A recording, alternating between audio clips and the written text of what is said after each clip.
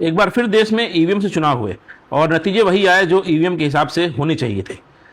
अब बहुत से लोग लिखना शुरू कर दिए हैं कि ये होती है मेहनत, इस तरह से लड़ा जाता है चुनाव, बीजेपी से लोगों को सीखना चाहिए, मतलब विपक्ष को सीखना चाहिए। मैं उन तमाम लोगों से बस मतलब ये कुछ सवाल करूंगा कि क्या आपको लगता है कि चुनाव आयोग जो है वो निष्पक्ष है? क्या आपको लगता है ज्ञानेश कुमार का चेहरा देखकर कि ये आदमी निष्पक्ष है? क्या आपको ये जो एसआईआर की तरह के तहत जो वोट काटे गए वो आपको ठीक लगते हैं? क्या आपको ये जो तमाम ईडी सीबीआई आईटी का जो सिर्फ खास तौर से विपक्ष पे ही जो छापे पड़ते हैं वो आपको नहीं दिख रहा? क्या आपको ईवीएम जो है, मशीन जो है, वो अभी भी आपको रिलायबल लगती है कि नहीं यार ये जो है ये फेयर है, पूरी तरह से ये ठीक ठाक है? अगर ये सब आपको लगता है तो या तो आप बेवकूफ़ हैं या तो आप बेवकूफ़ बनने का नाटक कर रहे हैं।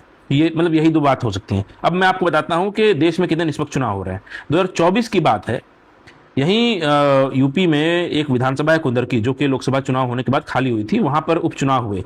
वहां पर क्या है, 65% जो है वो मुसलमान हैं और वहां पर उस सीट पर 77%, 77% लेकर बीजेपी कैंडिडेट जो है वो जीत गया।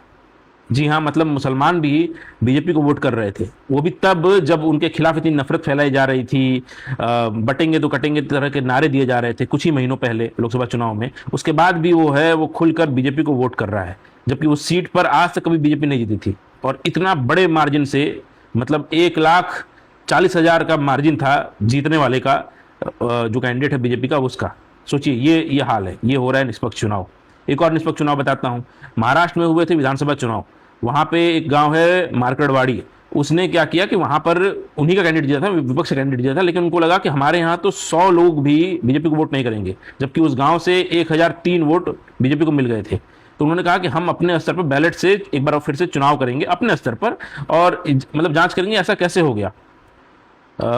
उस चीज को, मतलब वो बैलेट बॉक्स से जो चुनाव होने वाला था उसको रोक दिया गया, प्रशासन ने रुकवा दिया। क्यों रुकवाया गया? भाई बैलेट बॉक्स से चुनाव ही तो करा रहे थे, जांच हो जाती। लेकिन नहीं, आपने नहीं होने दिया। क्यों नहीं होने दिया? कुछ तो मामला होगा। एक और आपको बताता हूँ, 2017 में मध्य प्रदेश में एक उपचुनाव हो रहा था। वहां पर कलेक्टर पहुंची और उन्होंने वीवीपैट मशीन को चेक करने के लिए मॉक पोलिंग जो होती है, उन्होंने बटन दबाए। बटन दबाते 2-3 बटन दबाए उन्होंने, और जानते हैं पर्ची किसकी निकल रही थी? सिर्फ और सिर्फ बीजेपी की। खबर खोज लीजिएगा, भिंड का मामला है। और बहुत बवाल मचा, सिर्फ अधिकारियों को हटा करके पूरा मामला रफा दफा कर दिया गया। तो ये हो रहा है हमारे यहाँ निष्पक्ष चुनाव।